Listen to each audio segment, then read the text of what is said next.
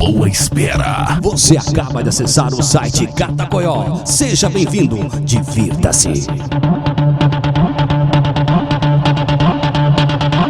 Vamos começar com a primeira parte aí do especial lá da restauração da igreja de Espírito Santo do Pinhal, com o Monsenhor Augusto, agradecendo a disponibilidade do Monsenhor, do Padre Augusto, né? Padre Augusto. Mas é Monsenhor Augusto. E, então a primeira parte que vai no programa de hoje, a segunda semana que vem, as curiosidades e as belezas da Igreja Matriz de Espírito Santo do Pinhal. Isso certo? aí. Vamos lá.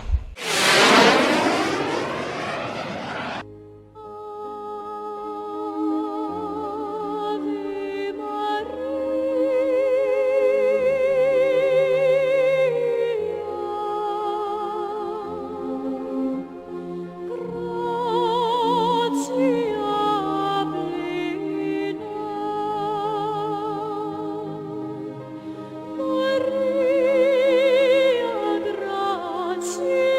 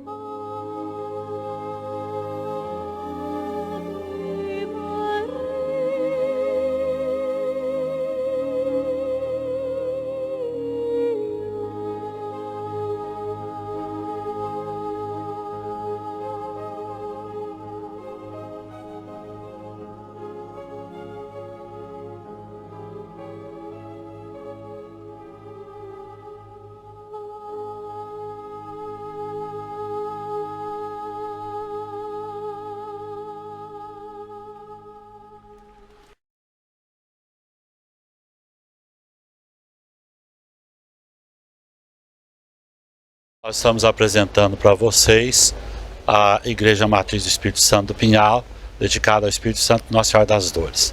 Nós estamos aqui no patamar da escada de entrada da igreja. A primeira curiosidade que a gente precisa salientar é que as igrejas clássicas, elas sempre são acessadas através de escada. Não é simplesmente para nivelar o terreno. A igreja de Pinhal, por exemplo, tem escada dos 4 lados, na frente, nas laterais e lá atrás. E quando nós adentramos a igreja, subindo a escada, nós nos colocamos aqui dentro de um hall de entrada.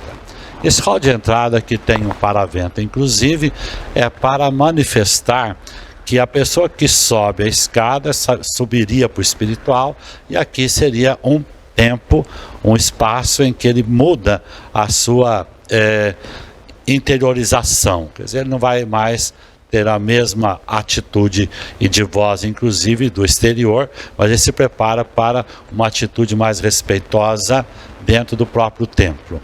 Nós temos aqui, do lado esquerdo de quem entra na igreja matriz, o antigo batistério. Nós temos lá a figura de João Batista batizando Jesus. O batistério e a pia batismal eram colocadas na entrada da igreja para indicar uma coisa muito sublime, que é a entrada da pessoa na igreja comunidade espiritual. Aqui na porta do batistério, se batizava aqui para dizer que a pessoa estava entrando dentro da comunidade espiritual da igreja enquanto tal. E o paravento não é simplesmente para segurar o vento. O paravento, ele se torna um instrumento de separação física, de tal modo que quem está dentro da igreja não vai ficar enxergando o que está lá fora, e quem está fora não enxerga o que está aqui dentro também. É tão curioso isso que, ao entrar dentro da igreja, nós temos os vitrais. Esses vitrais coloridos, eles são para filtrar a luz solar. Ou seja, a luz que ilumina o interior do templo é diferente da luz que ilumina o exterior.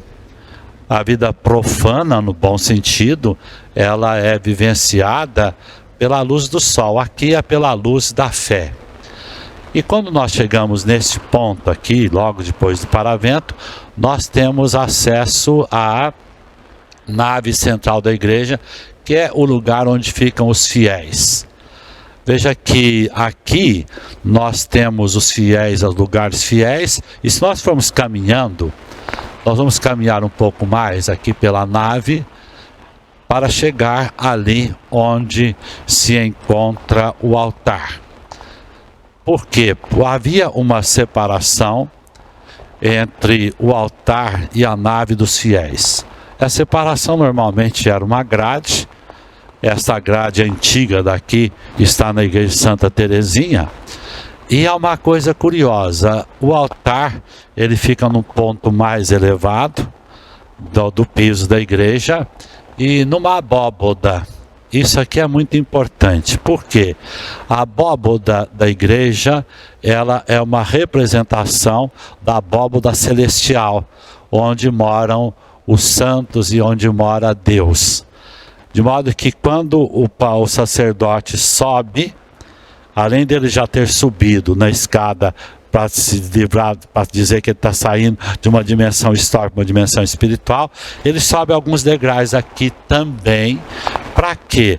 Para dizer que ele está subindo para assumir a atitude ou o papel do Altíssimo. Se a gente prestar um pouco mais de atenção, nós vamos reparar que a igreja é enfeitada. Ela tem símbolos. Isso por quê? Porque quando do cristianismo e até, vamos dizer, o século XVI, a ignorância das letras, o analfabetismo era muito grande. Então, o que a igreja sempre usou? A igreja sempre usou de imagens. E aqui nós vemos alguma coisa interessante. Por exemplo, se você olhar para esse altar que está à esquerda de quem entra, você vai ver que ele só tem santos jovens. E ele é dedicado também a Dom Bosco, aquela pintura grande a Dom Bosco, que foi o grande educador da juventude. Por isso, esse altar aqui, nós temos 4 santos jovens. A primeira é Santa Teresinha, que faleceu com 24 anos, São Tarcísio, que faleceu com 12, São Luís Gonzaga, que faleceu com 23, Santa Inês, que faleceu com 13 anos.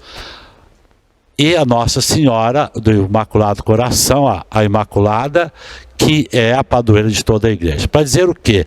Que esse altar aqui é dedicado aos santos padroeiros da juventude. Olha que interessante que é, tá vendo? Porque a preocupação nossa tem que ser com a juventude para que ela se forme bem. Se nós caminharmos um pouco mais para lá, do outro lado, do lado direito de quem entra, nós vamos ter um outro altar monumental também, que é dedicado aos santos padroeiros dos adultos. Então você tem aqui o São Benedito, você tem São Francisco, você tem Santo Antônio, São Vicente de Paulo e Nossa Senhora do Carmo. São os santos que faleceram adultos, alguns idosos, para dizer que eles são aqueles que são os padroeiros da idade adulta, da maturidade humana. E aqui, no altar principal, nós temos 3 figuras, 3 imagens. A primeira imagem lá em cima, que é a imagem do Espírito Santo, o padroeiro principal da paróquia. Depois do lado esquerdo nós temos São José. Por quê?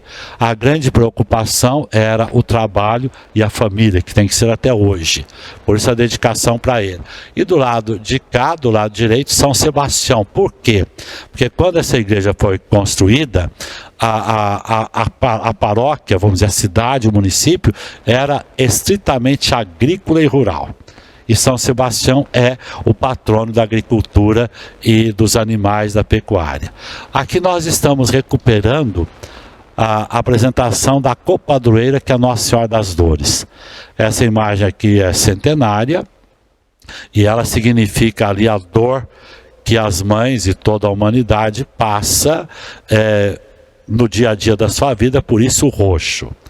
Se nós caminharmos um pouquinho para cá, nós vamos ver uma coisa que é das mais ricas desta nossa igreja, que é justamente a Capela do Santíssimo. Eu queria que vocês soubessem que essa grade é um pedaço, né, da grade original que ficava aqui em cima antes da reforma litúrgica. Depois, com a reforma litúrgica, nós tivemos que aumentar o piso do presbitério e aí essa grade veio para cá para fazer um acabamento na Capela do Santíssimo que não tinha. Por que essa capela é bonita? Bem, por vários motivos. Primeiro, por causa da decoração. A decoração é fantástica. Tá vendo? Se você puxar lá em cima, que você está puxando o teto dessa igreja, essa decoração aqui é simplesmente magnífica, né? É claro que nós temos alguns pontos para restaurar ali, mas isso não é um problema, vai ser restaurado. E a imagem aqui característica é a do Sagrado Coração de Jesus. Vinde a mim, vós que estáis aflitos e atribulados, eu vos aliviarei. E os 4 anjos que fazem honraria ao tabernáculo. Que os padres e as pessoas beneméritas, eles eram enterrados na igreja. Quando foi feita a reforma da igreja matriz, na década de 20 e 30, que foi feita a cúpula, da qual vamos falar daqui a pouco, os ossos foram retirados e colocados numa caixa de concreto bem debaixo do lustre, bem no centro da cúpula. Mas aqui nós quisemos recuperar esse costume e fizemos aqui no Santíssimo 3 carneiras. E aqui nós temos já 3 pessoas sepultadas. A primeira a sepultar aqui foi Monsenhor Fuccioli, que está nesse espaço aqui. Aqui estão os restos mortais do Monsenhor Futuli. E aqui, os restos mortais do cônego João Ambrósio e da irmã Maria Borsoi, que era uma irmã missionária de Jesus crucificado, e ela se dedicou tanto para o tabernáculo, para a igreja, para a liturgia, que nós houvemos por bem pedindo ordem para o bispo de sepultá-la aqui no altar do Santíssimo.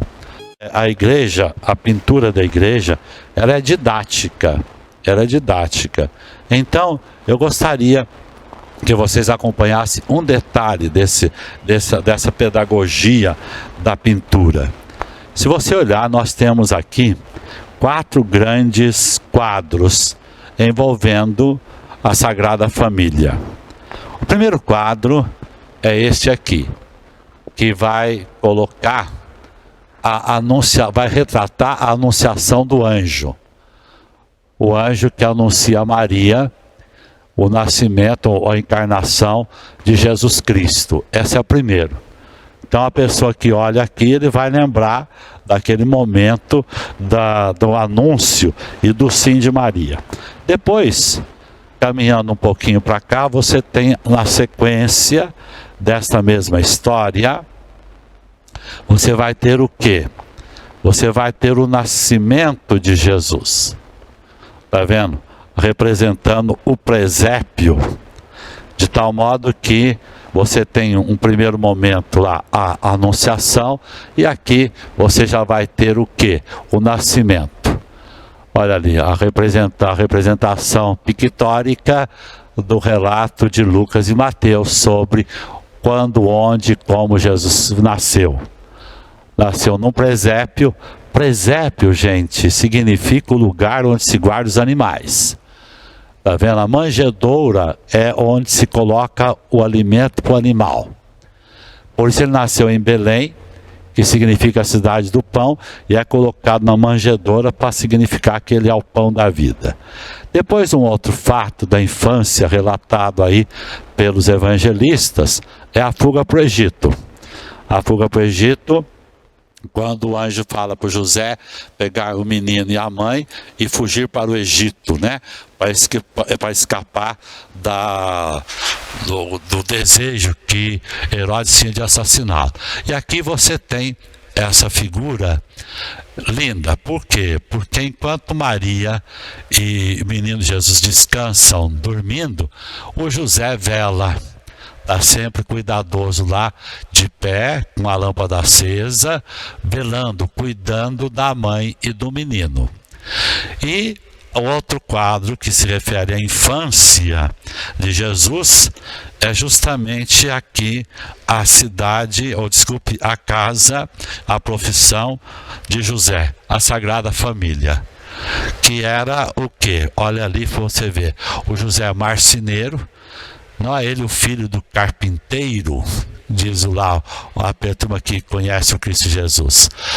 E o José na carpintaria, o Cristo Jesus aprendendo o ofício, e Maria aproveitando o tempo para costurar, né? Naquele tempo se costurava em casa.